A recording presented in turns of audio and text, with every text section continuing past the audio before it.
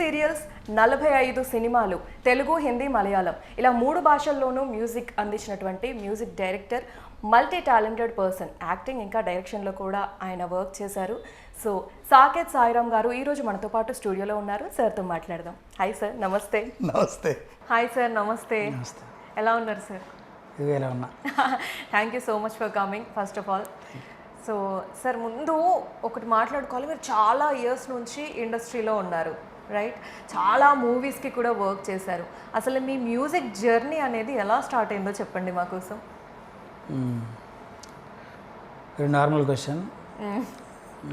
సరే అయినా చెప్తాను.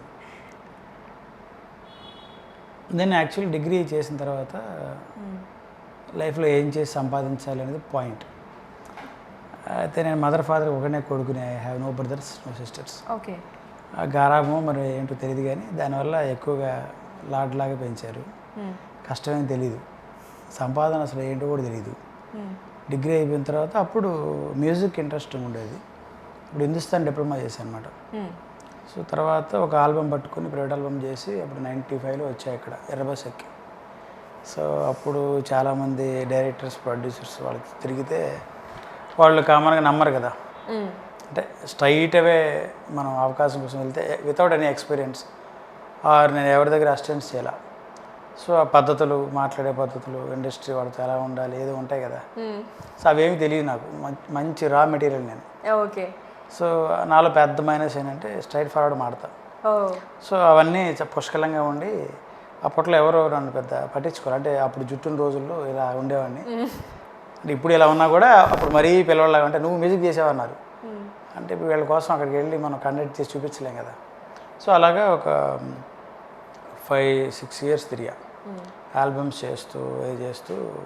అంటే ఒక ఆల్బమ్ అనేది ఒకటి చేసిన తర్వాత ఇంకొక ప్రొడ్యూసర్ రావడం, వేరే ఒక ఆడియో కంపెనీ తీసుకోవడం అట్లా జరిగింది. తర్వాత ఇండస్ట్రీకి వచ్చి తిరిగిన తర్వాత ఎవరు నమ్మలా. తర్వాత సీరియల్స్ వచ్చాయి ఫస్ట్. ఓకే.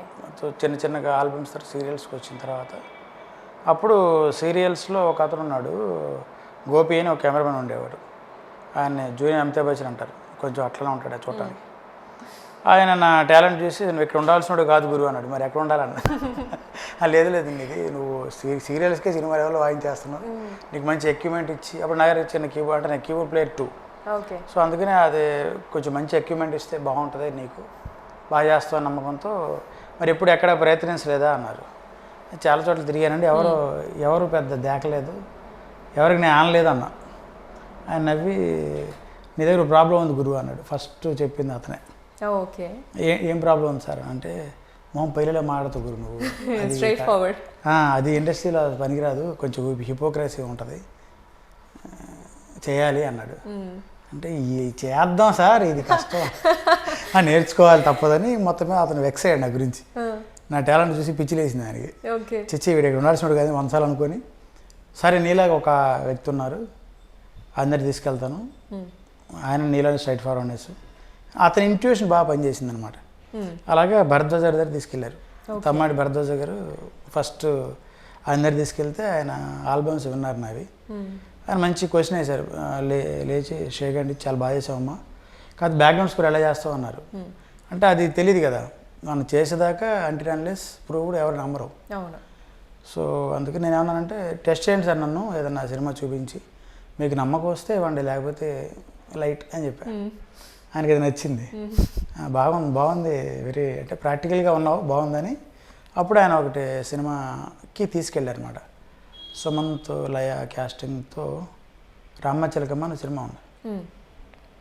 ఆ సినిమాకి అది తమిళ్లో సత్యరాజ్, మన కట్టప్ప ఒకప్పుడు హీరో, ఆయనను దేవయాని ఒక హీరోయిన్ ఉంది, వాళ్ళిద్దరు చేసిన సినిమాని తెలుగులో రీమేక్ చేస్తున్నారు. దాని మ్యూజిక్ ఎలా చేశారు, దాన్ని దేవా గారు చేశారు తమిళ్లో. సో నేను ఆల్రెడీ సాంగ్స్లో ప్రూవ్డ్ అని ఆయన అనుకున్నారు.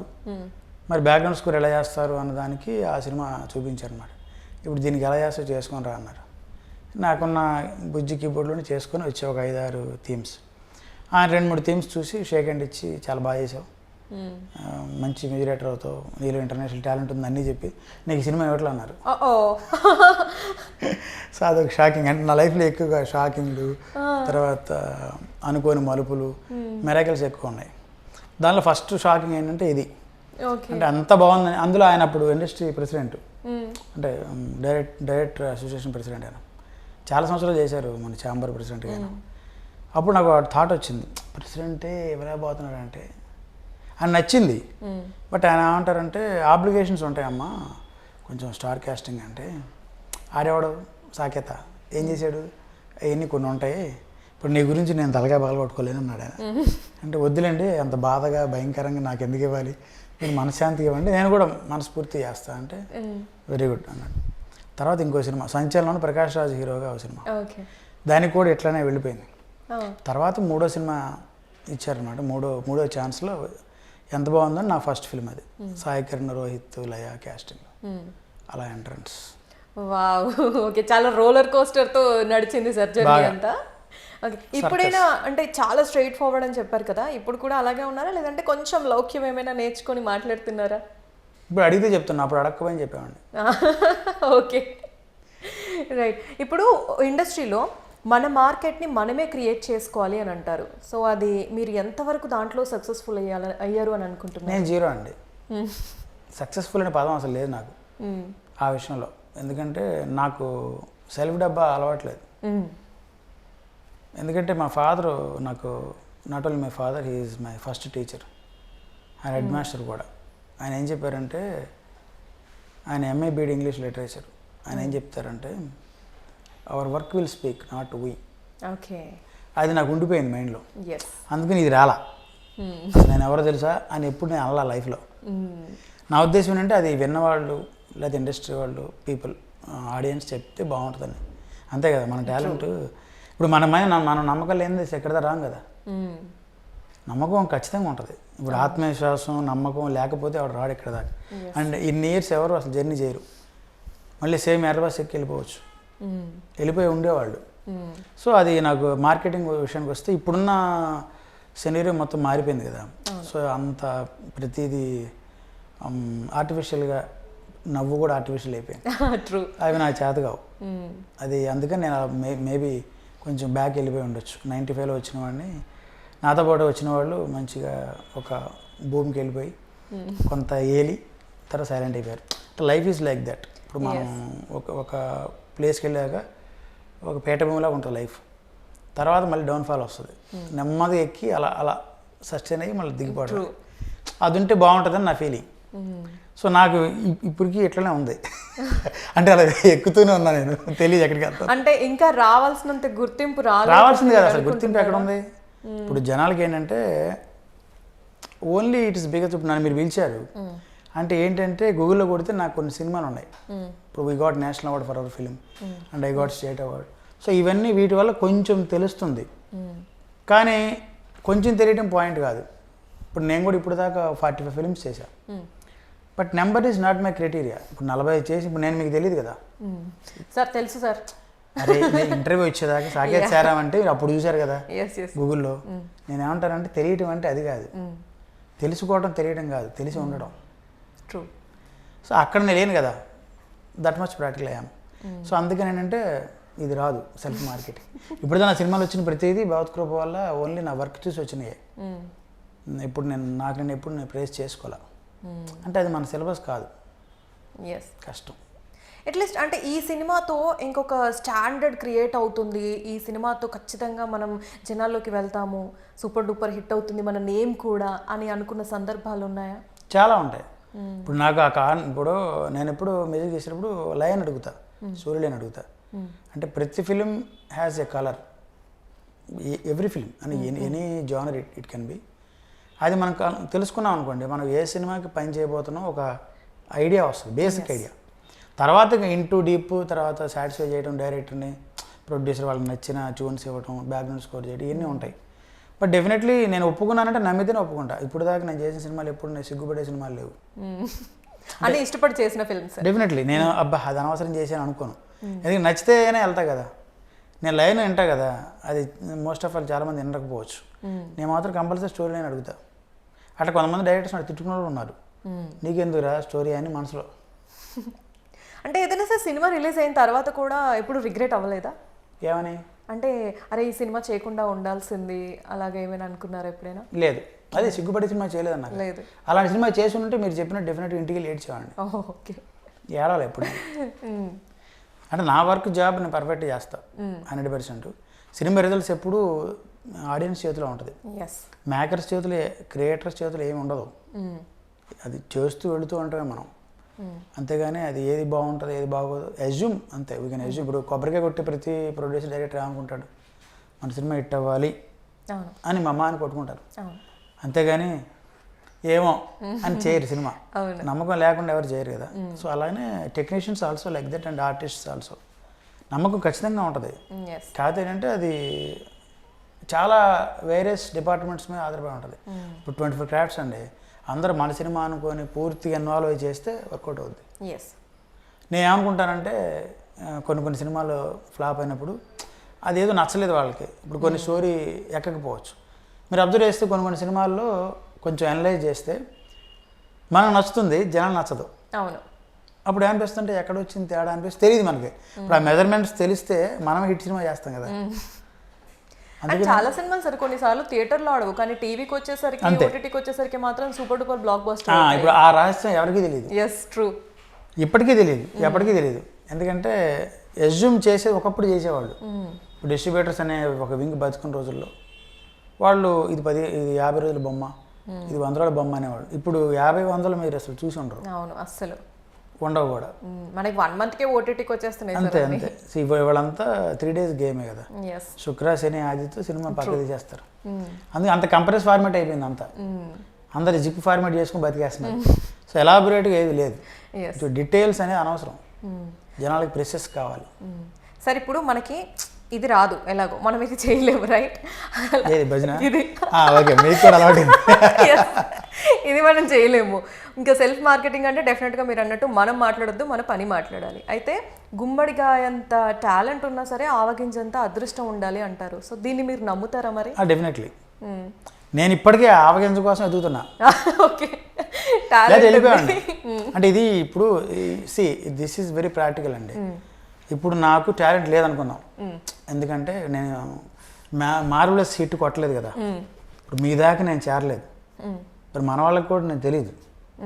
అంటే తెలుసుకోవడం, అదే ఇందా చెప్పినట్టు, తెలిసి ఉండడం తెలుసుకోవడం వేరు. సో చేరలేదంటే అర్థం ఏంటంటే hence not proved commercially or successfully. So గట్టి మ్యాసివ్ హిట్ పడలేదు. ఎందుకు అంటే తెలియదు. ఓహో మనకు టాలెంట్ లేదు అనుకుందాం కాసేపు. మరి 45 ఫిలిమ్స్ ఎవరెవరు?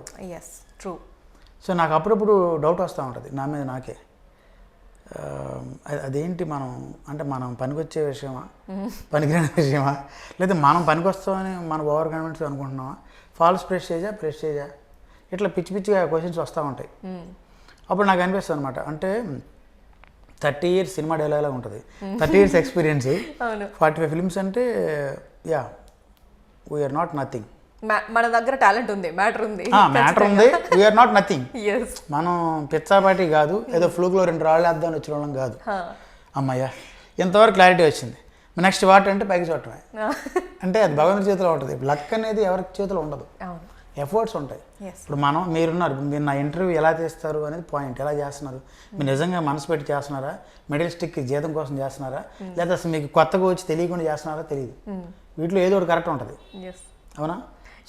ఏది కరెక్ట్ అంటారు మీరు గెస్ చేయండి. మీ మనసుకు తెలియాలంటున్నా. నాకేం తెలుస్తుంది, ఇప్పుడే విన్నా పరిచయం. అది ఎవరు చెప్పలేరండి, మనకు ఖచ్చితంగా తెలుస్తుంది. ఇప్పుడు ప్రతి వాడికి ఒక అంతరాత్మ ఉంటుంది ఖచ్చితంగా. అది నాక్ ది డోర్ కాదు, బ్రేక్ ది డోర్ కొట్టుద్ది. మరి ఎన్ని అబద్ధాలు చెప్పిన ఇంటికి వెళ్ళిన వాయించేస్తుంది, ఏందిరా అట్లా అన్నావు అని. సో అది నాకు ఎప్పుడు ఉండదు.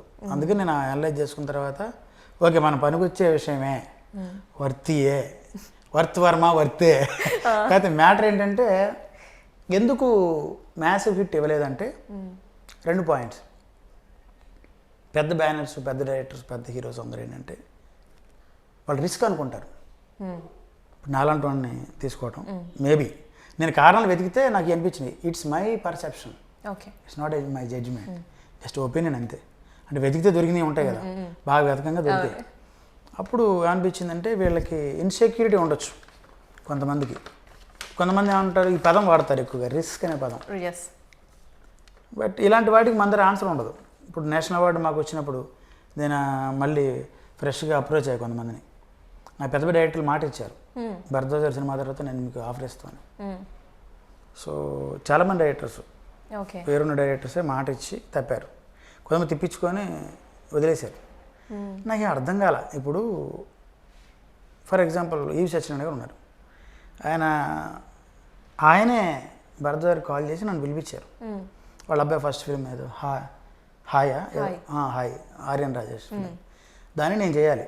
ఓకే, తను పిలిపించారు. అండర్లైన్ ద పాయింట్, నేను అప్రోచ్ అవ్వాలా, ఆయన పిలిచారు అండర్లైన్ ద పాయింట్ ట్వైస్. పిలిచిన తర్వాత అంటే అర్థం ఏంటి, అతను నా మీద ఒక ఎక్స్పెక్టేషన్ పెట్టుకున్నారు. మీ వర్క్ చూసారు, పిలిచారు. భరద్వాజ్ గారిని అడిగారని ఆయనే చెప్పారు నాకు. ఫర్ ఎగ్జాంపుల్ చెప్తుంది ఇదంతా. భరద్వాజ్ గారిని అడిగానయ్యా, నువ్వు బాగా మ్యూజిక్ చేస్తానని చెప్పారు, మంచి ప్రొఫెషనల్ అవుతావు, ఇంటర్నేషనల్ టాలెంట్ ఉందంట నీ దగ్గర అన్నారు. థ్యాంక్స్ అండి అన్న. సరే ఈ సినిమా చేయాలి, మా అబ్బాయి ఇంట్రొడ్యూస్ చేస్తున్నాడు, థ్యాంక్ యూ. అది మనకి ఎలా ఉంటుంది, మనం కొంచెం ఆహా అనే ఫీలింగ్ వస్తుంది, చిన్న ఇది వస్తుంది. క్విక్ స్టార్ట్ మొదలైందిరా బాబు, బాగుంది అనిపించింది. కట్ చేస్తే పేపర్లో కోటి గారి పేరు వచ్చింది. So okay, what ever reason it maybe, ఏమో తెలియదు నాకు. సరే వదిలేసాం. తర్వాత మళ్ళీ పిలిపించారు తొట్టి గ్యాంగ్ అనే సినిమాకి. అది వాళ్ళ అబ్బాయి, రెండో అబ్బాయి అలా నరేష్ ప్రభుదేవ అండ్ సునీల్ క్యాస్టింగ్ అనుకుంటా.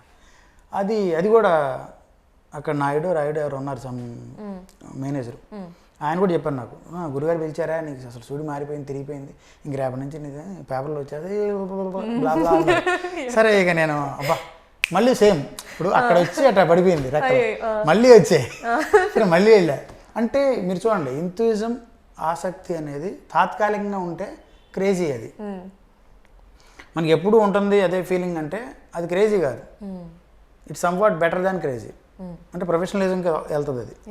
సో అలాగే నేను ఆశించా. కట్ చేస్తే అది దేశప్రసాద్ వెళ్ళిపోయింది. సరే మూడో సినిమా 6 ప్రతివ్రతలు కూడా నాకు ఇస్తాను ఇవ్వాల. నేను ఇంక తర్వాత అందరికి వెళ్ళి అడిగా, అంటే ఇది పెద్ద నాకు విట్లాసారి సినిమాలాగా అయిపోయింది. అంటే క్వశ్చన్ ఆ క్వశ్చన్ వేస్తాను బేతాలు వెళ్ళిపోతాడు, నేను విక్రమార్కుడు బద్దలు అది చెట్టెక్కేస్తుంది బేతాళుడు, నేను మళ్ళీ కత్తి వరకు వెళ్తాను. ఇన్నిసార్లు కత్తి చెట్టు ఏంది రే చండాలం అని ఆత్మ దగ్గరికి వెళ్ళిపోయా. బాస్ ఏం పరిస్థితి అని, అంటే విషయం దగ్గరికి వెళ్ళా. ఈవి గారు చెప్పారు, డైరెక్ట్ ఈవి గారిని అడిగారు మీరు? నేను స్ట్రైట్ అని చెప్పాను. అవును, చాలా స్ట్రైట్ సార్. నేను భగవంతుడి వల్ల నేను ఎవరు భయపడను, అదేంటో మరి బెర్తాలు తగలడింది విత్తనం. సో అందరికి వెళ్ళి అడిగా, sir tell me one good reason to shut my mouth అన్నా. ఓకే, ఇటు చూడండి నాకు వెళ్ళేది, చాలా పద్ధతిగా అడిగారు సార్. అదే వెరీ స్ట్రైట్ అండ్ వెరీ చాలా దారుణం. అంటే రాగా అడిగాను కదా, యాక్చువల్లీ ఇది నా తప్పే, అలా అడగకూడదు పాపం, బట్ అప్పుడు అలా ఉండేది, అంత రాగా చెప్పే కదా. సో అలాగా ఆయన పాపం ఒక 5 seconds సైలెంట్ అయిపోయాడు. ఆయన నా మొహంలో మొహం పెట్టి చూశాడు, నేను చాలా కోపంగా ఉన్నా. ఓకే, నా కళ్ళు అసలు పెద్దగా ఉంటాయి కదా, ఇంకా పెద్దగా ఉన్నాయి. అమ్మో ఏంటి వీడు అనుకున్నాడేమో, అంటే ఆన్సర్ చెప్పకపోతే వీడు వదలని అనుకున్నాడేమో, చెప్పేశాడు. నాకు ఆన్సర్ నచ్చింది, అమ్మయ్యా అనుకున్నా. ఏం చెప్పాడంటే, ఇప్పుడు కథ, స్క్రీన్ ప్లే, దర్శకత్వం, నిర్మాత, బ్యానర్ కూడా ఈవి సినిమా. ఇంత పెద్ద టైటిల్ కార్డు పక్కన సాకేత్ సారం టెంగ్ అని పెడితే, నాకే మార్కెట్ లేదమ్మా, నీకేం ఇస్తాం మార్కెట్ అన్నాడు. ఓకే, ఇది వ్యాలిడ్ పాయింట్. మీరు యాక్సెప్ట్ చేశారా సార్? అది కరెక్టే. అది ఆయన నాతో యుద్ధం చేయట్లా, ఆయుధాలు వదిలేశాడు. మనం ఎప్పుడు ఒక వీరుడి లక్షణం ఏంటంటే ఆయుధాలు లేనట్టు యుద్ధం చేయకూడదు, వదిలేయాలి. ఓకే, ఆయన వదిలేశాడు. ఎందుకంటే ఆయనే చెప్పాడు కదా, నాకే మార్కెట్ లేదమ్మా, నేను నిలబడ్డా, నేను నీకేమి హెల్ప్ చేయాలని అన్నాడు. ఆయన నాతో వాగ్వివాదం ఇట్లాంటివి పెట్టుకోలేదు, సింపుల్గా చెప్పాడు. నేనే బాబ్బా అనుకుంటున్నా మార్కెట్లో, నువ్వు నా పక్కన బాబ్బా ఏముంటుంది అని. అంతే, అతనికి ప్లస్ కావాలి, అతనికి ఒక యాడెడ్ ఫ్లేవర్ కావాలి. ఇప్పుడు కోటి గారు ఉన్నారు, అప్పుడు కోటి గారి హవా నడుస్తుంది. సో కోటి గారిని పెట్టుకుంటే మార్కెట్ ప్లస్ అవుద్దని ఆయన భావించి ఉండొచ్చు, నేను అనుకున్నది. తర్వాత అనలైజ్ చేస్తే దేశప్రసాద్ గారు అప్పుడు మరి మంచి మార్కెట్ ఉంది. కమలాకర్ని కొత్త అతనికి ఇంట్రడ్యూస్ చేశారు, అదొకటి అర్థం కాలేదు. వాటెవర్ అతను కొత్త అతను, నేను కొత్త అతనే కదా, భరద్వాజ్ సినిమా అప్పుడే వచ్చింది నాకు. సో అలాగా జరిగిందనమాట. తర్వాత రాంప్రసాద్ గారు ఇస్తా అన్నారు, శివసింహం సినిమా డైరెక్టర్. వేణుగారి కళ్యాణరామ్ నేను చేయాలి, కట్ చేస్తే మణిశర్మ గారికి పోయింది. అంటే అవి ఎందుకు పోతున్నాయో తెలియదు. అట్లా వి నాయచ గారు ఇస్తాను ఇవ్వలేదు. తర్వాత సాగర్ గారు, తర్వాత చాలా ఉన్నారు ఈ లిస్ట్లో పెద్ద పెద్ద డైరెక్టర్స్. ఆల్మోస్ట్ చాలా పెద్ద అంటే పెద్ద పెద్ద ప్రాజెక్ట్స్ కానీ మంచి ప్రాజెక్ట్స్ మిస్ అయ్యాయి. యా పర్ఫెక్ట్గా మిస్ అయ్యాయి, అంటే ప్లాన్ చేసి మిస్ చేసినట్టు అయ్యాయి. సో అది మనం ఏం చేయలేం అంతే. బట్ నా ఉద్దేశం ఏంటంటే నా అప్రోచ్ ఎప్పుడు ఒక పర్ఫెక్ట్గానే ఉంటుంది. అంటే నేను ఎప్పుడు ఇది చేయలే అంటే ఇందాక ఇది ఇలాంటివి కానీ అట్లాంటివి లీడింగ్ కానీ లేదంటే మనం వెళ్ళి అట్లాంటివి. కృష్ణవంశీ గారితో ఒక ఇష్యూ జరిగింది. కృష్ణవంశీ గారిది ఏంటంటే భరద్వాజ కృష్ణవంశీ గారి ఇద్దరు సినిమా మొదలు పెట్టారు అప్పట్లో 2003-4 ప్రాంతం. మల్లెపోయిన సినిమా ఓకే మొదలు పెడితే నేను మ్యూజిక్ చేస్తాను అని చెప్పా. భరద్వాజ గురుగారి దగ్గరికి వెళ్ళి అడిగా, నేను మ్యూజిక్ చేస్తాను సార్ అంటే, నువ్వు చేస్తావా అన్నారు. అప్పుడు సార్ని అడిగా, నేను చేస్తాను నా నమ్మకం ఉంది, మీకు నమ్మకం ఉంటే చెప్పండి అన్న. నాకే లెట్ చేశాడు సీరియస్గా చూసి, సరే ఆగని చెప్పాడు ఆయన. తర్వాత కొంత టైం తీసుకొని ఆయన కాల్ చేశారు. ఈయన నాకు తెలియదు అదంతా, ఆయనే నాకు కాల్ చేసి చెప్పారు. అప్పుడు నా పేజీలు ఉండేది, బుల్లి పేజీలు. పేజీలు ఐడియా ఉంటుందో లేదు తెలియదు, మీ జనరేషన్ తెలుసో లేదు తెలియదు. అప్పట్లో వినేవాళ్ళు కదా సార్ మ్యూజిక్, అదే కదా. మ్యూజిక్ కాదు, పేజీలు, కమ్యూనికేషన్. ఓకే సెల్కి ముందు. ఓకే అంటే చిన్నపిల్లలు అదే మీ జనరేషన్ తెలిసి ఉండవు, అందుకే నాకు తెలిసి ఉండకపోవచ్చు. సో ఆ పేజీలో మెసేజ్ వచ్చినప్పుడు వెళితే ఏం చెప్పారు ఆల్రెడీ నా గురించి. ఇట్లా ఎస్ఎస్ఆర్ ఉన్నాడు అంటే, ఎస్ఎస్ఆర్ అంటే ఎస్ఎస్ రాజమౌళి కాదు, సాకేత్ సార్ ఉన్నాడు, ఆడు మ్యూజిక్ బాగా చేస్తాడు, చేద్దాం అనుకుంటున్నాడు, ఒకసారి ఆడు మాట్లాడు అని చెప్తే వెళ్ళా. ఆయన ఎంత గొప్పగా మాట్లాడారంటే భరద్వాజ గారు, ఎంత హ్యాట్స్ ఆఫ్ అనమాట ఆయనకి. అరే మనం చేసిన ఎంత బాగుందో పాటలు తీసుకెళ్ళావు, ఆ టేస్ట్ వేరు కాబట్టి కొంచెం నువ్వు అప్పుడు నాకు వినిపించావే కొంచెం మోడర్న్గా ఇది చేసిన పాటలు, అవి తీసుకెళ్ళు, అవి నచ్చొచ్చు అని చెప్పారు. సో నేను అవి మొత్తం తీసుకెళ్ళి ఆయన దగ్గర పెట్టా. కృష్ణవంశీ గారు అలాగే మళ్ళీ నేను విని చెప్తా అన్నారు. ఓకే సో మళ్ళీ రమ్మన్నారు. మళ్ళీ రెండోసారి వెళ్ళా కాల్ చేసి. వెళితే ఆయన ఇలా వంకరగా చూస్తూ వంకర మాట్లాడాడు. స్ట్రైట్ కూర్చున్నా సార్ నేను. మీరు గురించి కదా, ఆయన గురించి చెబుతున్నా. మాడితే నాకు డౌట్ వచ్చింది, ఇతనేంటి వంకర చూస్తున్నాడు అని. ఇలా చూడొచ్చు కదా. సాకేత్ తాల్ మ్యూజిక్ మేము ఏ అభిప్రాయం ఏంటి అన్నాడు. నాకు అర్థం కదా. ఎవరు సార్? కృష్ణవంశీ. ఓకే కొంచెం ఆర్జీవి గారి లాగా అనిపించింది. ఆర్జీవి గారి బ్యాచే కదా అతను. ఓకే ఆర్జీవి గారి బ్యాచ్లో అందరు పర్వటెడ్ ఉంటారు, ఓన్లీ ఆర్జీవి గారు, రమణ తప్ప. ఓకే రమణ అని పేరులేని సినిమా డైరెక్టర్ ఒక అతను ఉంటాడు. పేరులేని సినిమా అని ఒక సినిమా ఉంది తెలుసా, జేడీ హీరోగా, అది కూడా మీకు తెలిసి ఉండకపోవచ్చు. అతను పర్ఫెక్ట్, వర్మ గారు పర్ఫెక్ట్. నేను వర్మ గారిని కలిశాను ఇంతకుముందు 97లో. అప్పుడు మళ్ళీ రమ్మన్నారు, నేను వెళ్ళటం కుదరలే, ఆయన బాంబే వెళ్ళిపోయారు కమ్యూనికేషన్. కానీ వర్మ గారిలో గొప్పతనం ఏంటంటే అతను ప్రొఫెషనల్, అతను పర్వటెడ్ కాదు, అతని బ్యాచ్ అంతా పర్వటెడ్ ఉంటారు. ఓకే అది ఎందుకు తెలియదు నాకు. సో అట్లా కృష్ణవంశీ గారు ఇట్లా వంకర చూసుకుంటూ క్వశ్చన్ వేశారు, తాల్ మ్యూజిక్ మీ అభిప్రాయం ఏంటి అన్నాడు. ఇదేంటి రెహమాన్ గురించి నేను చెప్పేది ఏముంది, అంతా తెలుసు కదా. అప్పుడు చెప్పా, it's mixing of Indian, Hindustani and western, it's a fusion అన్న. బాగా చెప్పాను అన్న, థ్యాంక్ యూ అన్న. తర్వాత ఇంకేదో అడిగి, అంటే అతను ఏంటంటే అతనికి నేను ఆబ్లిగేషన్లా కనిపించా. ఓకే నా ఉద్దేశం భరద్వాజ గారు చెప్పిన ఒక ఆబ్లిగేషన్ వీడు అని అనిపించి నన్ను తప్పించాలని తెక్క క్వశ్చన్ వేసి ఉంటాడు. నాకు డౌట్ ఏంటి, అసలు అతను తెక్క ఉందేమో అని. సో తెక్క క్వశ్చన్ వేసాడు కదా, నాకు అర్థంగా వచ్చాయి, ఎవరు నన్ను అట్టు అడగలా. అది కృష్ణవంశీ గారి గొప్పతనం. తర్వాత వదిలేసా, అతనికి ఇష్టం లేదని వదిలే. ఇష్టం అయితే ఏముంది, ఇప్పుడు ఒక మాట చెప్పొచ్చు, not up to the mark అమ్మ అంటే. ఇప్పుడు మీరున్నారు, మీ టాలెంట్ నాకు నచ్చాలని రూల్ ఎక్కడ ఉంది, తర్వాత చూద్దామన్నా కూడా అయిపోయాయి.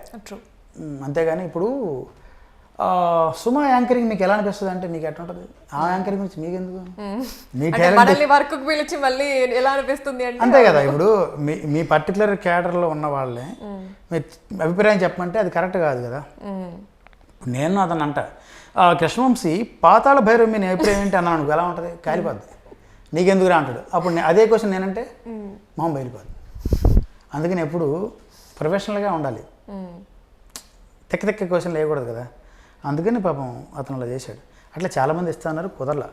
నాకు తెలిసి బికాస్ ఆఫ్ ఫ్లాప్ అండి. ఈ బిగ్గీస్ అంతా నాకు ఎవరు అవ్వడానికి కారణం ఏంటంటే it is simply I got flop. ఏది భరద్వాజ గారి ఫస్ట్ సినిమా ఫ్లాప్, భరద్వాజ గారు నాకు ఇచ్చిన ఫస్ట్ సినిమా. అది ఫ్లాప్. ఎంత బాగుందో అంటే జనాలు ఏం బాగాలేదన్నారు. వర్కౌట్ అవ్వలేదు. ఇప్పుడు దానికి ఏ కారణం నాకు తెలియదు, బట్ అది నా మీద కూడా ఆపాదిస్తాడు, మీరు చేస్తే మేము కూడా ఆపాదిస్తారు. అంటే అది ముద్ద పడిపోద్ది. ఇమేజ్ అనేది ప్రమాదం. అవును, అప్పుడప్పుడు వరం. క్లిక్ అయితే అవే వస్తాయి, ఇమేజ్ అనేది అదే టైప్ ఆఫ్ ఫిలిమ్స్ వస్తాయి. క్లిక్ అవ్వకపోతే ఇంకో ఇట్లా ఉంటుంది, పట్టించుకోరు. సరే, ఇప్పుడు ఈ మ్యూజిక్ డైరెక్షన్ అనేది ఓకే, మ్యూజిక్ నేర్చుకున్నారు, మ్యూజిక్ డైరెక్టర్గా కూడా మీరు రాణించారు. మరి ఈ మూవీ డైరెక్షన్ ఏంటి? మంచి క్వశ్చన్ వేశారు, పెద్ద క్వశ్చన్. సింపుల్గా ట్రై చేస్తాం. 2010లో మాకు నేషనల్ అవార్డు వచ్చింది. ఓకే. 95లో గ్రామం అనే సినిమాకి నాకు ఒక స్టేట్ అవార్డు, మొత్తం 18 అవార్డులు వచ్చాయి. అంటే Nandi plus national and Bharatamuni awards అన్నీ కలిపి.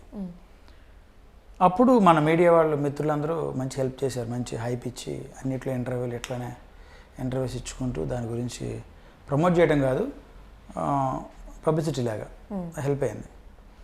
అది బాగా మంచి భూమి వచ్చింది. మేమందరం Cloud 91లో ఉన్నాం, Cloud 9 కూడా కాదు. అంటే ఇంక నెక్స్ట్ నేషనల్ అవార్డు అంటే అవునవునవును, ఇప్పుడు వాళ్ళలాగా మేము అవార్డు వచ్చింది. సో అందుకనే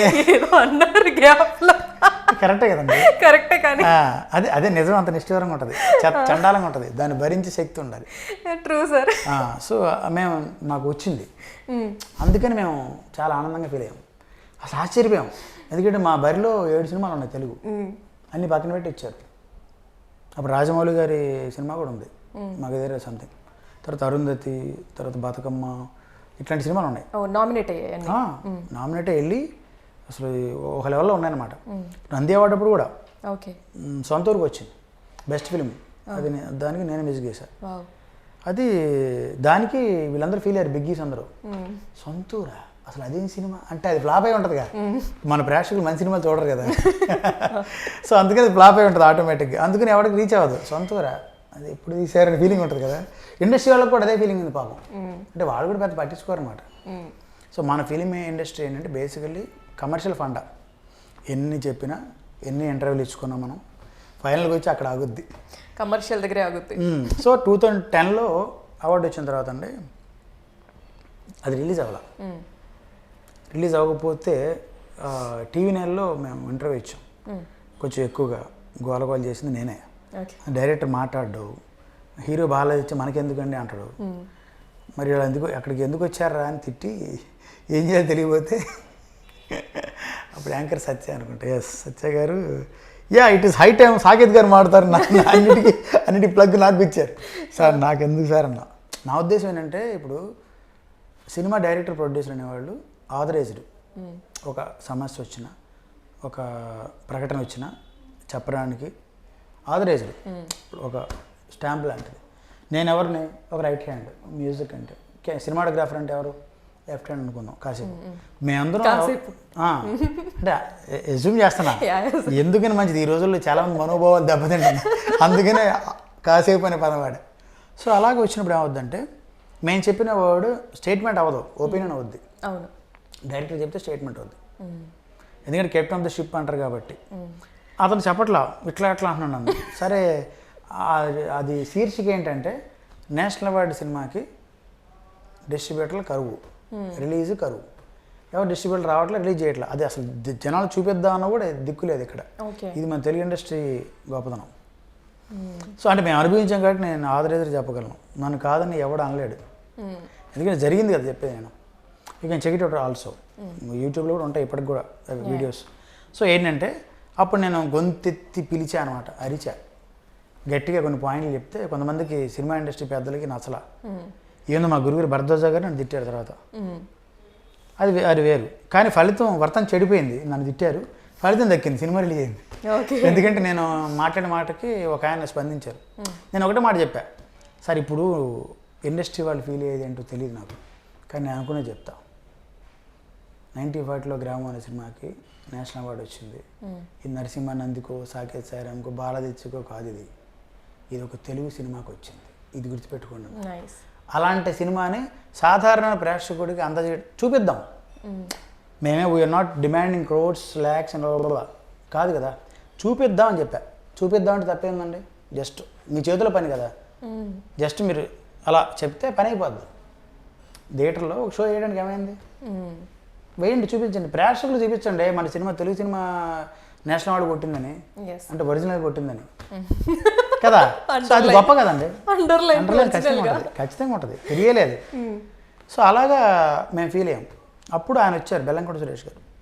ఆయన ఇట్లా లైవ్లోనే, ఇది రికార్డెడ్ అనుకోండి, బట్ లైవ్లో జరిగింది అది. అప్పుడు ఆయన లైవ్లోనే వచ్చారు. మాట్లాడు, సాకేత్ గారు మీ పాయింట్ బాగా మాట్లాడారు, నేను ఇప్పుడు రిలీజ్ చేస్తాను అంటే ఎప్పుడు రమ్మంటారు ఇంటికన్నా. అదే సాయంత్రం 5ంటికి వెళ్ళి సంతకాలు పెట్టుకున్నారు డైరెక్టర్లు, ప్రొడ్యూసర్, ఏదో రిలీజ్ అయింది. So we are happy. తర్వాత ఏమైందంటే లైఫ్ మారిపోద్ది అనుకున్నాం కదా, మాడిపోయింది. టర్నింగ్ పాయింట్ మాడిపోయింది, మారిపోలా. సో టర్నింగ్ పాయింట్ కాదండి, యూటర్న్ అయింది. ఎక్కడి నుంచి వచ్చామో కొంచెం మైనస్లోకి వెళ్ళిపోయింది. ఎవరు నాకు 3.5 years సినిమా ఇవ్వాల. ఆ ఒక్క డైలాగ్తో, అంటే ఆ ఒక్క ఇంటర్వ్యూ తర్వాత జరిగింది. ఇంటర్వ్యూ కాదు, నేషనల్ అవార్డు.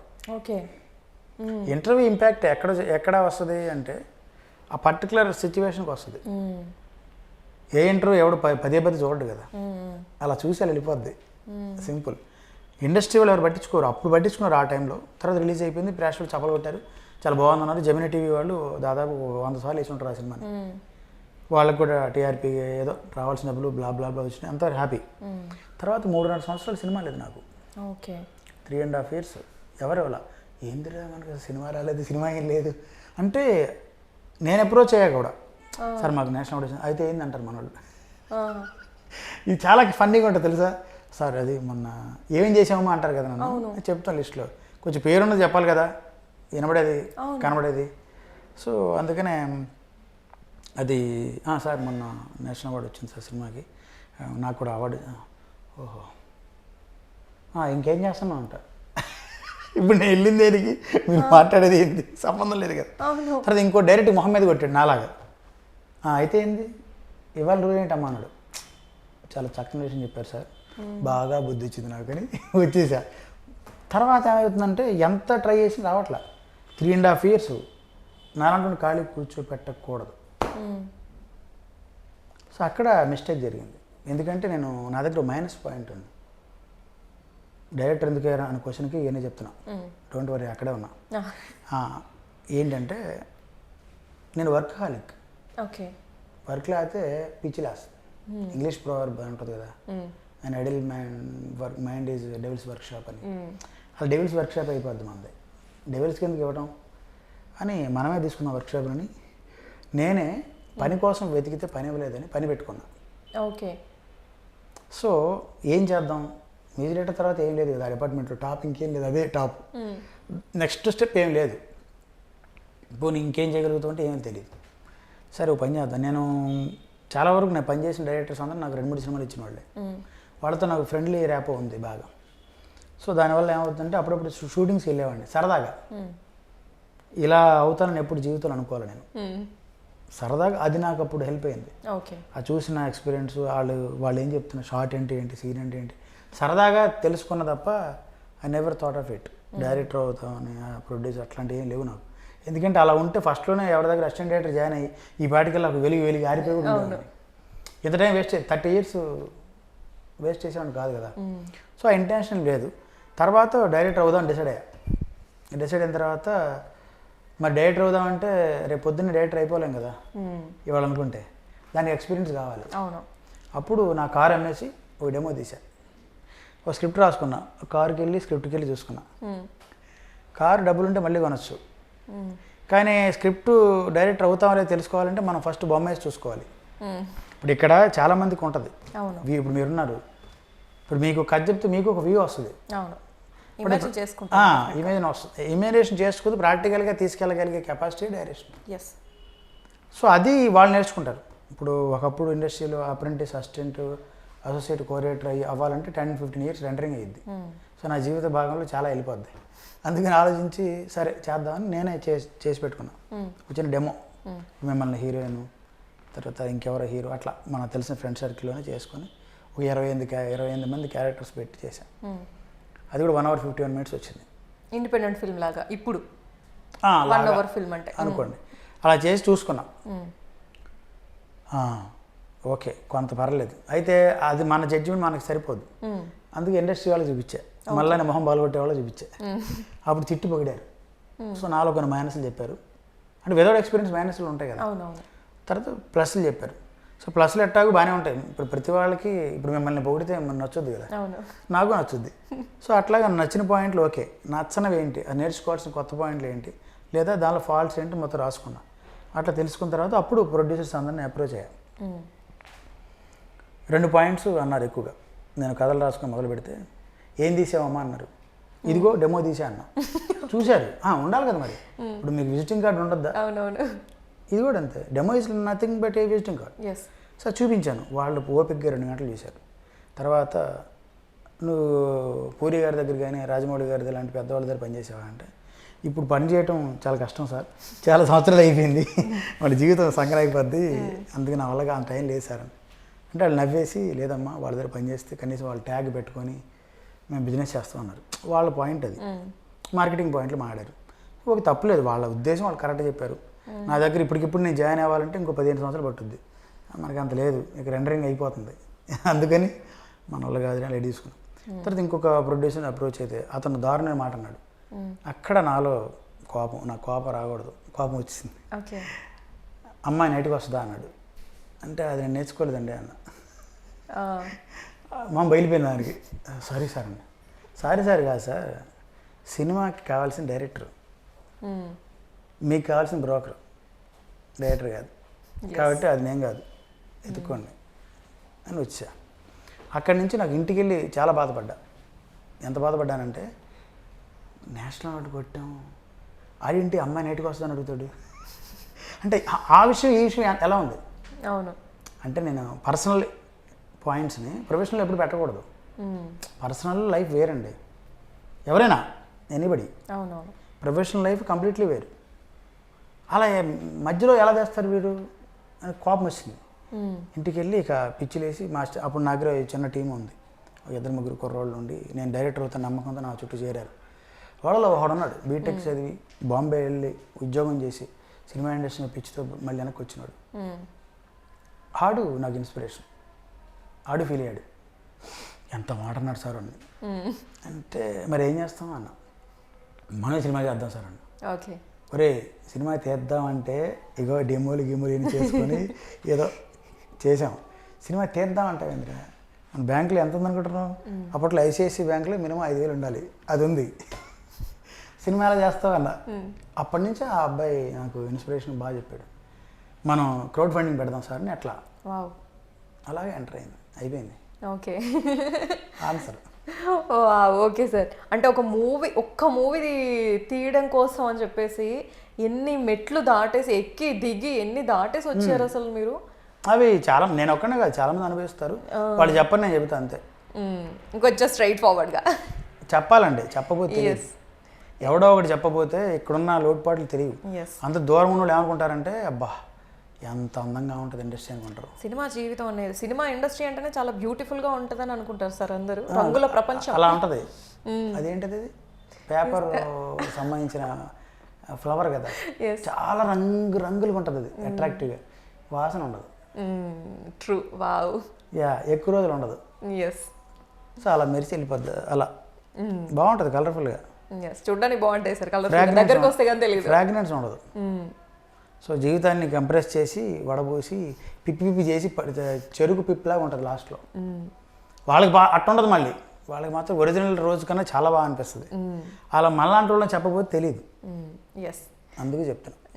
అయితే ఇప్పుడు మ్యూజిక్ విషయానికి వద్దాం సార్. మనం ఇప్పుడు సాంగ్స్, ఇప్పుడు వస్తున్నటువంటి సాంగ్స్ ఏవైతే ఉన్నాయో, అంటే ఒక 50 years బ్యాక్ వచ్చినటువంటి మ్యూజిక్ని అసలు ఎన్నిసార్లు ఇప్పటికి కూడా క్లాసిక్గా నిలిచిపోయి ఇప్పటికీ చాలామంది ఫేవరెట్ లిస్ట్లో ఉన్నాయి. అయితే ఇప్పుడు వస్తున్నటువంటి సాంగ్స్ చాలా వరకు థియేటర్స్ వరకే పరిమితం అయిపోతున్నాయి. అంటే ఏదో ఒక 10 సినిమాలు రిలీజ్ అయితే దాంట్లో నుంచి ఒక 2-3 సాంగ్స్ మాత్రమే చాలా వరకు ఆకట్టుకుంటున్నాయి ఆడియన్స్ని. ఎందుకంటారు? ఎక్కువ ఇప్పుడు స్వరం కన్నా శబ్దానికి ఇంపార్టెన్స్ పెరిగింది. అందుకు మ్యూజిక్కి వెనుక స్వరం అంటే ఎలా చెప్పాలి మీకు, పోనీ మ్యూజిక్ కన్నా సౌండ్కి ఎక్కువ ఇంపార్టెన్స్ పెరిగింది. మీకు అర్థమవుతుందా? సౌండ్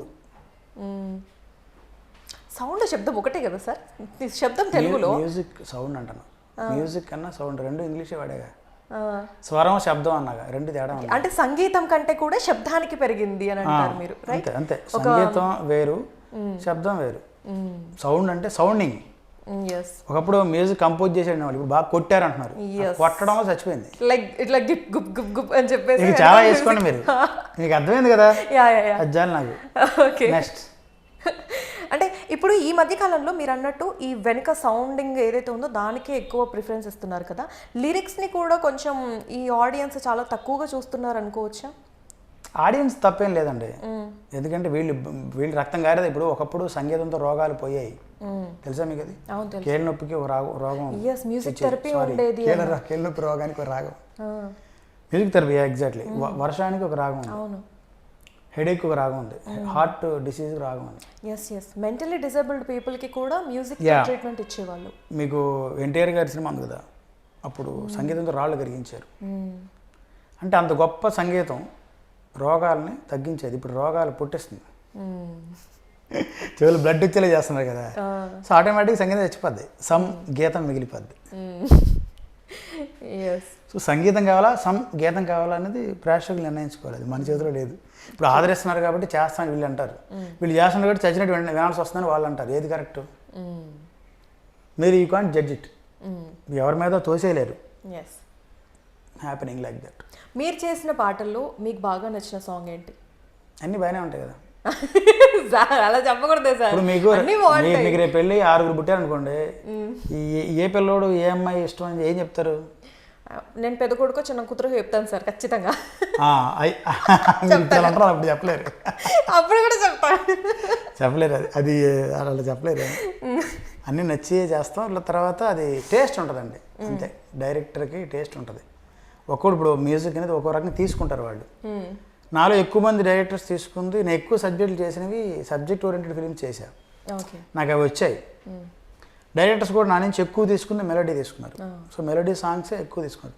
అది కూడా ఇప్పుడు నాకు కొంతమంది ముద్రేశారు, నేను మెలోడీ చాలా బాగా చేస్తారు అంటే మాస్ చేయలేమా? ఆఫర్ ఇవ్వాలి కదా, అవకాశం వస్తే తెలుస్తుంది. ఇవ్వందే ఎలా తెలుస్తుంది? ఇప్పుడు మీకు అవకాశం చూడాలి కదా, మీరు ఇలా చేయగలుగుతారో లేదో తెలియాలి కదా. తెలియకుండా ముందే మోహన్ చూసి చెప్పేస్తే ఎలా? ఇప్పుడు నా పరిస్థితి అలా ఉంది. మాస్ పాటలు చేయడం కష్టమా, మెలోడీస్ చేయడం కష్టమా? మెలోడీస్ కష్టం, మాస్ చాలా ఈజీ సార్. మాస్ ఈజీ కదా, బీట్ ఓరియంటెడ్ సాంగ్స్ ఇలా చేయొచ్చు, ఓకే, చిటికోట్ ట్యూన్ చేయొచ్చు. ఎందుకంటే అది ఈజీ, బీట్ ఓరియంటెడ్ చాలా ఈజీ. ప్లస్ దాని ఏజ్ కూడా తక్కువ ఉంటుంది. ఓకే, సినిమా రిలీజ్ అయినంత వరకే ఉంటుంది అది, తర్వాత ఆ పాటలు పాడుకోడు. మీరు చూడండి, మీ మనసులో టక్ అనేది పాట వస్తే అది ఖచ్చితంగా మెలోడీ అయి ఉంటుంది. అయ్యో, నాకు మెలోడీనే వచ్చింది సార్, నిజంగానే ఆకాశం అయినట్టు వచ్చింది. మరి అదే చెప్తున్నా, ఇక్కడున్న ఎవరైనా సరే మనసులో అనుకున్న వాళ్ళు ఎవరైనా ఒక మెలోడీనే రీకాల్ చేస్తుంది తప్ప ఫుడ్ ట్యాపింగ్ చేయదు. ఫుడ్ ట్యాపింగ్ ఎందుకు చేయదంటే ఆ పర్టికులర్ సినిమా చూసినంతసేపు మజా వస్తుంది అంతే. ఓకే, అది ఇది పచ్చడి లాంటిది, అది పఫ్ లాంటిది, ఎగ్ పఫ్, కర్రీ పఫ్ లాంటిది, అదంతే. సో అందుకనే beat songs, mass songs easy అండి, చాలా ఈజీ. అది ఓన్లీ కష్టం ఏంటంటే మెలోడీ, ఇంకొంచెం కష్టం క్లాసికల్. ఓకే, ఇప్పుడు ఒక సాంగ్ కంపోజ్ చేయాలి అని అంటే ముందే ట్యూన్ అనుకొని తర్వాత చేస్తారా, లేదంటే లిరిక్స్ రాసుకున్న తర్వాత దానికి ట్యూన్ చేస్తారా? రెండు ఉంటాయి, డిపెండ్స్. ఓకే, ఇప్పుడు కొన్ని సందర్భాల్లో ఏంటంటే మనకు పాత రోజుల్లో ఫస్ట్ లిరిక్ రైటర్కి స్వేచ్ఛ ఇచ్చేవాళ్ళు. ఓకే, ఒక సందర్భం చెప్పి స్వేచ్ఛ ఇచ్చి వదిలేసేవాళ్ళు. వాళ్ళు పాపం ఆ పొట్లంట చెట్లంట తిరుక్కుంటా ఇంకా వాళ్ళకి సంబంధించిన ఆలోచించి ఫైనల్గా వెర్షన్ తీసుకొచ్చి డైరెక్టర్ గారికి వినిపించేవాళ్ళు, అంటే చూపించేవాళ్ళు. డైరెక్టర్ ఇది కాదు, ఈ పల్లవి బాగుంది, ఇది చరణ, ఇది మొత్తం మీద అతను నచ్చిన పాటని ఒక డిజైన్ చేసి మనకి మ్యూజిక్ డైరెక్టర్ ఇచ్చేవాళ్ళు. అప్పుడు ట్యూన్ చేసేవాళ్ళు. అది ఎప్పుడు దాకా ఇష్టమైన కలర్ రోజుల దాకా జరిగింది అది. తర్వాత ఏమైందంటే టైం సరిపోట్లా చాలామందికి, అంత ఓపిక ఎవరికి లేదు, ఫస్ట్ ట్యూన్సే చేద్దాం. సో ఇళయరాజా గారి నుంచి అది మొదలైంది, ఎక్కువ చెప్పుకోవచ్చు. ఇళయరాజా గారు మ్యాక్సిమం ఆయన ట్యూన్స్ చేస్తారు, తర్వాత లిరిక్స్ రాయిస్తారు. సో ఆయన ఎరా నుంచి మనం అది ఆ ట్రెండ్ని ఊహించవచ్చు. ఎంతమంది కేవి మాధవన్ గారు, తర్వాత ఎంఎస్ విశ్వనాథ్ గారి టైంలో ఎక్కువ లిరిక్ టు ట్యూన్స్ ఉంటాయి. వాళ్ళు లిరిక్ ఏది అని అడిగేవాడు ఫస్ట్. ఓకే, ఏమవుతుందంటే అప్పుడు యాక్చువల్లీ చాలామందికి తెలియదు, ఇప్పుడు వచ్చే మ్యూజిక్ డైరెక్టర్లు చాలామంది లిరిక్ టు ట్యూన్ చేసి చావలేరు. అవును, ఇప్పుడు వస్తున్నటువంటి మ్యూజిక్ డైరెక్టర్స్కి స్కేల్ కూడా తెలియదు అని అంటే. స్కేల్ తెలిసి ఉండొచ్చేమో, తెలిసి ఉండకపోవచ్చేమో, కానీ ఈ లిరిక్ టు ట్యూన్ చాలామంది తెలియదు. ఓకే, ఎందుకంటే ఆ స్కూల్ వేరు కదా. ఇప్పుడు అంతా ఏంటంటే చెప్పాక టైం లేదు, ఇచ్చేయాలి అంతే. అందుకని వాళ్ళకి తెలియదు, అది తెలుసుకోవాలి. మ్యూజిక్ డైరెక్టర్స్ అంటే ఈ రెండు ఉండాలి, tune to lyric, lyric to tune ఉండాలి. తర్వాత సాంగ్స్ చేయడమే కాదు, బ్యాక్గ్రౌండ్ స్కోర్ కూడా చేయగలగాలి. అప్పుడే పరిపూర్ణంగా మనం మ్యూజిక్ డైరెక్టర్ అంటాం. అంతే.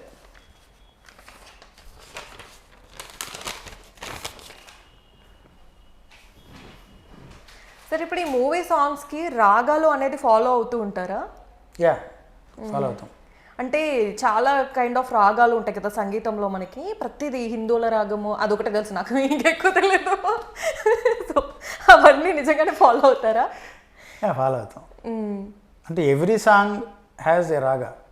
Okay. Every song. But definitely అది వాడే పద్ధతి జానర్ని బట్టి మారిపోద్ది. ఇప్పుడు వెస్ట్రన్ మ్యూజిక్ ఉంది, మీకు వెస్ట్రన్ క్లాసికల్ ఉంటుంది. ఓకే. అట్లనే వెస్ట్రన్లో రకరకాల జానర్స్ ఉంటాయి. మీరు ఆల్మోస్ట్ ఎవరు పాడినా, ఫర్ ఎగ్జాంపుల్ మ్యూజిక్ ఉంది, మ్యూజిక్ తెలియని వాళ్ళు కూడా మ్యూజిక్ కంపోజ్ చేయగలరు. ఎందుకంటే ఇప్పుడు ఒక జాలరీ పాడతారు, ఏలో ఏలో అనుకుంటే అది పాడతారు, అది కూడా రాగ నోట్స్ ఉంటుంది, అతను తెలియదు అంతే. మీకు జానపదాలు ఉన్నాయి, అత్తలేని కోడలు తమ్మురాలు ఓయమ్మా ఏదో ఉంది సంథింగ్, ఆడవాళ్ళు ఇట్లా దంచుకుంటూ అప్పట్లో పాడేవాళ్ళు. దానికి ఒక తాళం రాగం నోట్స్ ఉంటాయి, తెలియదు వాళ్ళకి అంతే. అది ఏమై ఉంటుందో తెలియదు. నేర్చుకున్న వాళ్ళకి గుర్తుపట్టగలుగుతారు. మ్యూజిక్ నేర్చుకోవటం ఒక కళ అయితే, మ్యూజిక్ కంపోజ్ చేయడం రెండో కళ. ఓకే. ఆ రెండు వచ్చిన వాళ్ళు నాకు తెలిసి పర్ఫెక్ట్. ఎస్.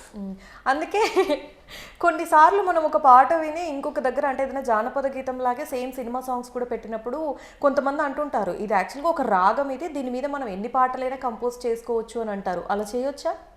చేయొచ్చు. రాగం బేస్ చేసుకుని చాలా పాటలు వచ్చాయి కదా. అవును. ఇప్పుడు ఫర్ ఎగ్జాంపుల్ కీరవాణి గారు ఉన్నారు.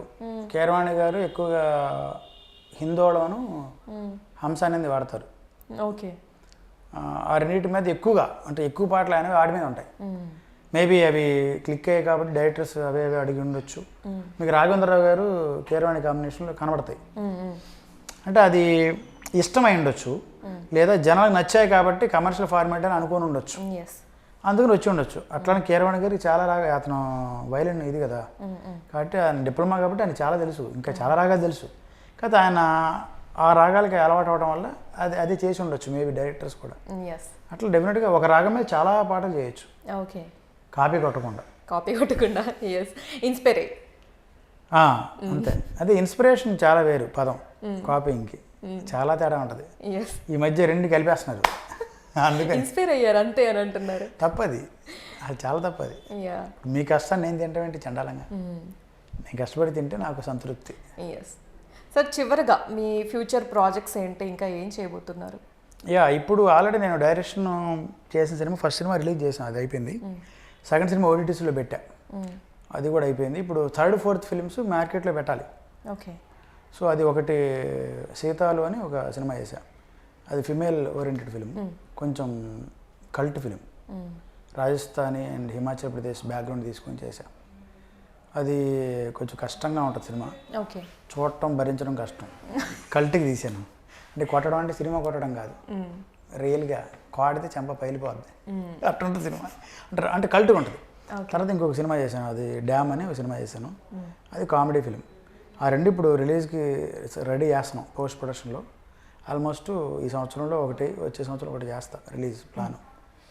తర్వాత మ్యూజిక్ పరంగా చూస్తే ఒకటి లోకల్ హిందీ ఫిలిం కూడా చేస్తున్నాం, అది గుల్వాన్కి షహీద్ అని ఒక సినిమా. తర్వాత ఇంకొకటి ఇప్పుడు ఇంట్లో సత్య సెట్లో రాధిక అని ఒక సినిమా కూడా చేస్తున్నాం. ఇంట్లో సత్య సెట్లో రాధిక అని ఒక సినిమా, అది కాశ్మీర్లో చేసాం. దానికి నేను సెకండ్ యూనిట్ డైరెక్టర్ కూడా, అంటే సెకండ్ యూనిట్ డైరెక్షన్ చేశాను. తర్వాత మ్యూజిక్ విలన్ కూడా చేశాను. నన్ను అట్ట వాళ్ళు వాడుకున్నారు. సరే వాడుకున్నారు, రోజువారీ కూలీ ఏంట్రా బాబు అని చెప్పాను. అలా అంటే ఏమైందంటే నేను విలన్గా చేయడానికి కారణం, నేను సెకండ్ సినిమాలో నేనే చేయాల్సి వచ్చింది, నా సినిమాలో నేనే. ఒక అతను హ్యాండ్ ఇచ్చాడు, అందుకని నేను ఆ భర్తీ నింపాల్సి వచ్చింది. సినిమా అంటే ఇప్పుడు అన్నీ అరేంజ్ చేసుకుంటాం కదా, చేసుకున్న తర్వాత ఒక వ్యక్తి కథ చెప్పాను నేను, అతనికి నా మీద అలసి వచ్చింది. మ్యూజిక్ డైరెక్టర్ ఏంటి ఇటు బందా అనుకున్నాడేమో, అనుకోవచ్చు, ఇప్పుడు ఎవరు ఏదైనా అనుకోవచ్చు కదా, మనసులో ఏదైనా నేను అనుకోవచ్చు అండి. Unlimited thoughts are unlimited. కానీ ప్రాక్టికల్గా నువ్వు చూస్తే తెలుస్తుంది అంతే కదా. ఇప్పుడు నేను బొమ్మ వేసి చూపిస్తే మీకు తెలుస్తుంది నా గురించి ఏంటో. ఎన్ని ఇంటర్వ్యూలు ఇచ్చినా ఎన్ని మాట్లాడినా వేస్ట్. అతనికి నేను కథ చెప్తే ఒక అతను ఉన్నాడు artist, okay sir super sir చేద్దాం సార్ అన్నాడు. రెమ్యునేషను కాల్ షీట్లు అన్నీ మాడుకున్నాం. లొకేషన్ శామీర్పేట. ఒక విల్లా తీసుకున్నాం. అది విల్లాలోనే జరిగే ఒక కథ అనమాట. 80% ఒక సస్పెన్స్ థ్రిల్లర్. అది విలన్ సెంట్రిక్ ఫిలిం. కథ యాక్చువల్లీ హీరో హీరోయిన్ చుట్టూ తిరుగుతుంది కదా. నాకు కొంచెం హాలీవుడ్ పైత్యం ఉంటుంది. ఆ పైత్యాన్ని పెట్టి దాన్ని విలన్ సెంట్రిక్ చేశా. దానికి టిపికల్ ఫేస్ కావాలి. ఒక అతన్ని ఇండస్ట్రీలో ఒక అతను చెప్పా. అతను రేపు షూటింగ్ అనగా ఇవాళ స్విచ్ ఆఫ్ చేశాడు. సాయంత్రం నుంచి సెల్ పని చేయట్లా. ఇప్పుడు నేనేం చేయాలి? అందరూ వెళ్ళిపోయారు. అందులో హీరోయిన్ ముంబై నుంచి వచ్చింది, ఫ్లైట్లో దిగింది. టింగ్ టింగ్ ఖర్చు అవుద్ది కదా, మరి మీటర్ పడుద్ది కదా, మరి అవన్నీ పరిస్థితి ఏంది. అందులో మనం క్రౌడ్ ఫండింగ్ అది. ఆ ఫ్రెండ్ని ఈ ఫ్రెండ్ మిమ్మల్ని ఇవన్నీ ఇద్దరు డబ్బులు తీసుకొని చేశా. వాళ్ళందరూ ఎలా ఉంటుంది పరిస్థితి. అందులో అడ్వాన్స్డ్ ఇండస్ట్రీలో ఒక నానుడు ఉంది, మన అడ్వాన్స్ ఇచ్చామంటే వెనక్కి రాదు. అది అవును, ఉపయోగించుకుని ఆయన ఇప్పుడు కాకపోతే నెక్స్ట్ ఇయర్ చెయ్యి వస్తాగా నేను అంటారు ఎవరు వెనక్కి. సో అడ్వాన్స్ అనేది ఎప్పుడు రావు వెనక్కి. నేను already half of the amount ఇచ్చేసా. ఓకే, ప్రొడక్షన్ వాళ్ళకి అడ్వాన్స్లు, తర్వాత యూనిట్ వాళ్ళకి ఏదో ఇస్తాం కదా, అలా హీరోయిన్ కూడా ఇచ్చేసాం కదా. లేకపోతే ముంబై నుంచి ఎందుకు ఫ్లైట్ ఎక్కుద్ది. సో ఇవన్నీ జరిగిన తర్వాత షూటింగ్ ఓపెనింగ్ అప్పుడు ఏం చేయాలి తెలియలే. అప్పుడు ఆలోచించి ఇటురా అన్న, ఇది కొంచెం ఇది మొత్తం నున్నగా చేయమ్మా అన్న. వచ్చాడు. నా మీద నేనే ఒక సీన్ తీసుకొని ఎవరో షూటింగ్ చేసాం. ఆ గుండుగాడు బాగా చేస్తే నాకు నేనే అటు బాగా చేస్తే ఆ క్యారెక్టర్లో సినిమా ఉంటుంది, లేకపోతే సినిమా ఉండదు. ఓకే, ఎందుకంటే మన వల్ల మన సినిమా పాడవకూడదు. నేను తప్పే ఎగ్జామ్ రాయను. సో అందుకని ఏంటంటే వద్దు అని అనుకొని ఈ పని చేశా. నైట్ రష్ చూసి అప్పుడు స్పాట్లో ల్యాప్టాప్లో ఎడిట్ చేసి, ఆన్లైన్ ఎడిటర్స్ ఉంటారు కదా, ఆ రష్ చూసి ఒక 2 సీన్లు ఎడిట్ చేసిన తర్వాత నమ్మకం వచ్చింది. గుండెగాడు బాగా చేసాడమ్మా, షూటింగ్ ఉందన్నా. అలాగే ఒక సినిమా చేశా, యూరేకా సాకామేకా అని. అది ఇప్పుడు 17 OTTs రిలీజ్ చేసాం. ఇప్పుడు కూడా ఎయిర్టెల్ ఎక్స్ట్రీమ్లో ఉంది. వాళ్ళు తీయట్లా, అందరితో తీపిచ్చా. వాళ్ళు మొత్తం తీయట్లా, బంకలాగా అతుకు పెట్టారు ఆ సినిమాని. సో ఆ తర్వాత వేరే సినిమాలు 2 వచ్చినాయి, విలన్గా చేయాల్సి వచ్చింది. నాకు అందుకనే మెరాకిల్ అని చెప్పింది. మీరు ఇందా చెప్పినట్టు నా లైఫ్ ఎలా అయిపోయిందంటే, మ్యూజిక్ డైరెక్టర్ అవ్వాలని వచ్చినవాడిని, వీళ్ళు ఖాళీ కూర్చోబెట్టి డైరెక్టర్ని చేశారు. అదే ఎక్కువ అనుకుంటే ప్రొడ్యూసర్ చేశారు, అదే ఎంత అనుకుంటే విలన్ చేశారు. ఏంటో అసలు అప్పటికి చెప్పా. వేరే సినిమా ఒక అతను అడిగాడు. చాలా టర్నింగ్ పాయింట్స్ ఉన్నాయి సార్. మనం అనుకున్న ఆ టర్నింగ్ పాయింట్ కాకపోయినా మీ లైఫ్లో మాత్రం చాలా టర్నింగ్ పాయింట్స్ విపరీతంగా, అసలు మామూలు కాదు. సంహారం అనే సినిమాలో విలన్గా చేశారు. లాస్ట్ ఇయర్ రిలీజ్ అయింది ఆ సినిమా, జనవరి 31కి లాస్ట్ ఇయర్ 2025. దానిలో విలన్గా చేయించారు డైరెక్టర్ ఒక ఆయన. చెప్పారు సార్ విలన్ అంటే కండ అసలు అవన్నీ ఉండాలి సార్, మనం చూసారా అన్న. మీ ఎక్స్ప్రెషన్స్, మీ ఐస్ చాలు సార్ అన్నారు. తగలబడైతే అన్న. ఇప్పుడు చెప్పే ఆల్రెడీ మన దగ్గర అంత మ్యాటర్ లేదు, ఆహార్యం సరిపోదు. అవునా కదా. ఇప్పుడు చూడండి పాపం ఎంత కర్మ పెట్టినాయి ఒక్కొక్కళ్ళకి హీరోలకి. మేక్ ఓవర్లు, 6 ప్యాక్లు 10 ప్యాక్లు నానా సంగలు అవుతున్నాయి పాపం. ఒకప్పుడు ఎంత హాయిగా ఉండేది. ఎన్టీఆర్ గారికి బొట్టున్నా, నాగేశ్వరరావు గారికి బట్టున్నా చూసేవాళ్ళు కదా. అవునా కదా. ఇప్పుడు హీరోలకి పాపం చూడండి, ఒక్కొక్క సినిమా లుక్కులు మార్చాలి, ఆడు జిమ్ములకి వెళ్ళాలి, ఇది చేయాలి. బ్యూటీ స్టాండర్డ్స్ పెరిగిపోయాయి సార్. మేక్ ఓవర్లో మీ ఫేస్ అంట ఇంకో రకం చూపించాలట. అంటే ఎంత దారుణం తెలుసా. అంటే అవసరమైతే చూపించవచ్చు. ఇప్పుడు హీరో ఉన్నాడండి, బాగా ఒక ముంబై అంటారు కదా ధారావి, అలాంటి ఏరియాలో ఉన్నాడు అనుకుందాం. వాడు పాష్గా ఎందుకు ఉంటాడు? వాడు పాసిగానే ఉంటాడు. అప్పుడు మేకఓవర్ చేసుకోండి. ఇప్పుడు just like Rangasthalam, just like that. అట్లా మాస్ లుక్, ఇప్పుడు పుష్ప కూడా అంతే కదా, అలా మాస్ లుక్ తెచ్చుకోవడం తప్పలేదు. సినిమాకి మార్చాలి అంటే వీళ్ళు పాప ఎన్ని ఎక్సైజ్ చేస్తున్నారు. నాకు అందుకు అనిపిస్తుంది, రాను ఏమైపోతున్నారు రా ఒక్కళ్ళని. ఆ ముద్దుగా బొజ్జుగా నాని ఉండేవాడు, వాడిని కూడా చెడగొట్టారు ఆ గడ్డలు పెంచి. ఈ మధ్య ఏందో గడ్డలు పెంచడం, పిచ్చికి జరగడం ఎక్కువైపోయింది. ఒకప్పుడు నేను చూసేవాడిని ఈ పెచ్చ ఎవరిలో, ఉపేంద్రలో. ఉపేంద్ర ఐడియా ఉన్నాడా? తెలుసు, కన్నడ తెలుసు సార్, డైరెక్టర్, యాక్టర్. వెరస్టాలిటీ అంటే అతనిదే. రావే ప్రేమించవే అంటాడు. అరే ప్రేమించవే అనేది ఇంత దారుణంగా చెప్తాను, అది అంత ఇంటెన్సిటీగా చెప్పాలి. అవునా డైలాగ్ అంటే అదో స్టైల్. మనోళ్ళు విపరీతం చూశారు కదా సినిమాలు. అట్లాగే ఉంది పరిస్థితి. ఎస్ సరే, ఒక కామన్ క్వశ్చన్ తోటి ఏం చేద్దాం మనం. మీ ఇష్టం. అంటే ఫ్యూచర్ జనరేషన్కి మ్యూజిక్ డైరెక్టర్స్ అవ్వాలి, ఇండస్ట్రీకి రావాలి అనుకునే వాళ్ళకి మీరు ఇచ్చే బెస్ట్ సజెషన్, అడ్వైజ్ ఏంటి? నేను చెప్పింది వాడు ఏమండవు. నిజమే. ఓకే. ఎందుకంటే ఈ జనరేషన్ ఏంటంటే వీళ్ళు షార్ట్ కట్లు కావాలి. సాకేతికాడు ఎప్పుడు వచ్చాడు ఎమ్మటే గూగుల్ ఇస్తారు. అబ్బో మామూలుడు కాదు వీడు, ఎప్పటి నుంచో ఉన్నాడు వీడు, ఇన్ని సంవత్సరాలు వీడేం చేయలేవాడు, వీడు మనకి చెప్పేది ఏంటి, ఇదే ఉంటుంది మైండ్లో. Fact, just facts. మరి ఫ్యాక్టే చెప్తున్నా కదా, ఫ్యాక్టేనా? జస్ట్ ఫ్యాక్ట్స్ అంటున్నాను సార్, నేను ఫ్యాక్ట్ అనలేదు. అవునా కదా? సో అందుకని వాళ్ళకి నేను చెప్పేది ఏం లేదండి. ఓకే. నేను విన్నప్పుడు చెప్పను. అదే తేడా. మీ ఇందాక అన్నారే ఒకప్పుడు స్ట్రైట్ ఫార్వర్డ్నెస్, ఇప్పుడు తేడా ఉన్నా, ఇది తేడా. ఓకే. అదివరకు వినకపోయినా చెవినీళ్ళు పెట్టుకొని కట్టుకొని అది కాదురా ఇది కాదురా ఎన్నో వాగుడు వాగేవాడిని. నేను కొంచెం వాగుడుకాయ చెప్పి రైట్, మీరు స్టార్టింగ్ లో చెప్పారు. ఇవన్నీ స్ట్రైట్ ఫార్వర్డ్ చెప్పి అడక్కపోయిన అడ్వైజులు ఇచ్చి అడ్జస్ట్ చాలా బ్యాడ్ అయిపోయా. నేను ఎంత బ్యాడ్ అవ్వాలో అంత బ్యాడ్ అయ్యా. తర్వాత అర్థమైంది, ఓ మనం అడిగితేనే చెప్పడం మంచిది, అసలు మనకు వాల్యూ ఇచ్చిన చోట మాత్రమే ఉండటం మంచిది. ట్రూ. ఇవన్నీ చెబితే అర్థమై చచ్చుద్దా, అనుభవిస్తే తెలుస్తుంది. నేను అందుకని బాగా అనుభవించి నా నాలెడ్జ్ పెంచుకొని ఇలా తయారయ్యా. ఇప్పుడు మీ ముందు ఇలా. ఇప్పుడు బాగానే ఉంది అనిపించిందా మీకు? అనిపించింది సార్. అప్పుడు సైడ్ ఫార్వర్డ్నెస్ ఇప్పుడు కొంచెం బెటరే కదా. Thanks. Thank you so much for coming sir, and all the very best for your future projects. మళ్ళీ కలుద్దాం, మీ ప్రాజెక్ట్స్ అన్ని రిలీజ్ అయిన తర్వాత మళ్ళీ మాట్లాడుకుందాం డెఫినెట్గా. ఇంకా కొన్ని ఎక్కువ విషయాలు తెలుసుకొని ఇంకొస్తేసేపు ఎక్కువ నవ్వుకుంటాను నేను కూడా. అంటే కామెడీ అనుకుంటున్నాను నేను? లేదు సార్, చాలా జెన్యున్గా చాలా రోజులైంది ఒక అంటే కనెక్ట్ అయిపోయి మాట్లాడతాం కదా మనం ఒక మనిషితోటి, అలాగా స్ట్రైట్ ఫార్వర్డ్ అనేది ఎప్పుడైనా సరే జెన్యూనిటీ బయట పెడుతుంది సార్. ఎస్, ఎందుకంటే నేను కూడా కొంచెం స్ట్రైట్ ఫార్వర్డే. మంచిది. Yes, thank you sir, thank you so much. Thank you. మీకు మీతో పాటిస్తుందా? సరే, అది క్వశ్చన్ వేసుకోండి, వేసుకున్న తర్వాత కదా అడగవుతున్నా సార్, క్వశ్చన్ అడుగుతారా? Ready sir. నా కోసం మా ప్రేక్షకుల కోసం ఏదైనా మీరు కంపోజ్ చేసిన దాంట్లో నుంచి ఒక చిన్న సాంగ్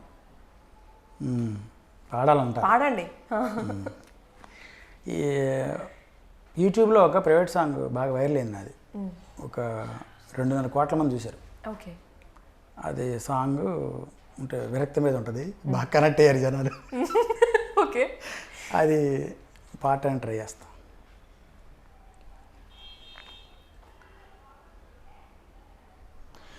ఇల్లు ఇల్లంటావు ఉల్లాసపడతావు, ఇల్లు ఇల్లంటావు ఉల్లాసపడతావు, నీ ఇల్లు ఎక్కడో తెలుసా, నీ ఇల్లు ఎక్కడో తెలుసా, అల్లంత దూరాన వల్ల కాడులోన, అల్లంత దూరాన వల్ల కాడులోన, నీ ఇల్లు ఉన్నదే మనసా,